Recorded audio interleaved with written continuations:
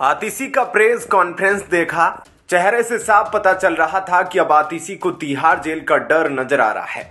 उन्हें पता चल गया है कि बहुत ही जल्द वह भी तिहाड़ जेल जाने वाली है। सोचिए, आतिशी चुनाव हार चुकी है, इनका कोई जन आधार नहीं है। इनका एकमात्र परिचय यह है कि उनके पिता माता कट्टर नक्सली है। मार्क्स और लेनिन के इतने बड़े भक्त हैं कि उन्होंने मार्क्स और लेनिन के नाम के पहले अक्षरों को मिलाकर अपनी बेटी का नाम सरनेम मार्लिना रखा, जो दुनिया में यूनिक सरनेम है। अफजल गुरु की माफी के लिए आतिशी के मां बाप ने आंदोलन चलाया और राष्ट्रपति को पिटीशन भेजा। उसके बाद याकूब मेनन की सजा की माफी के लिए आतिशी के मां बाप ने पिटीशन भेजा। अब ऐसी नक्सली महिला को बीजेपी क्यों ऑफर देगी भला? आतिशी अगर बीजेपी में शामिल होगी तो बीजेपी को क्या फायदा होगा? लेकिन यह गैंग एकमात्र ऐसी गैंग है जिसके हर नेताओं को हर रोज बीजेपी 25 करोड़ का ऑफर देता है। और हाँ, लोग आज तक कोई सबूत भी नहीं पेश करते। लेकिन अब आतिशी की मुश्किलें बढ़ती दिख रही है। बीजेपी ने उन्हें मानहानि का नोटिस भेजा है। दरअसल मंगलवार को आतिशी ने प्रेस कॉन्फ्रेंस के दौरान कहा था कि उनके एक करीबी के जरिए बीजेपी ये प्रेशर डाल रही है कि वह उनकी पार्टी में शामिल हो जाए।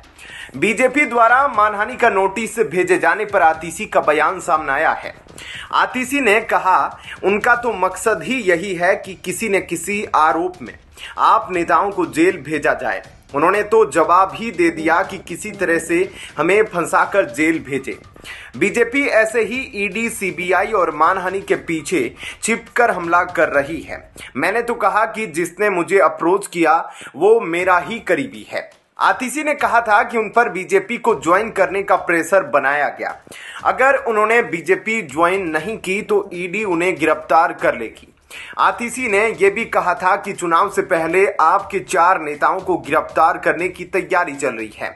हालांकि आतिशी ने कहा था कि उन्हें एक करीबी के द्वारा बीजेपी में शामिल होने का ऑफर दिया गया है।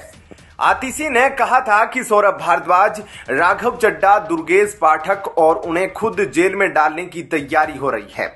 बीजेपी में शामिल ना होने पर मुझे गिरफ्तारी की धमकी दी गई है, लेकिन आम आदमी पार्टी इन धमकियों से डरने वाली नहीं है। आतिशी ने कहा था कि प्रधानमंत्री और बीजेपी ने अपना मन बना दिया है कि आम आदमी पार्टी और उसके सभी नेता के वजूद को खत्म कर दिया जाए। लेकिन मैं बीजेपी को बता देना चाहती हूं कि हम केजरीवाल के सिपाही हैं, भगत सिंह के चेले हैं। जब तक आपके कार्यकर्ताओं में आखिरी सांस है, हम केजरीवाल के नेतृत्व में देश को बचाने का काम करते रहेंगे। आप सबको जेल में डाल दो, लेकिन लोग इस लड़ाई के लिए आगे आते रहेंगे। ऐसे में क्या कहना है आपका? कमेंट सेक्शन में अपनी राय जरूर बताएं। जय हिंद, जय भारत।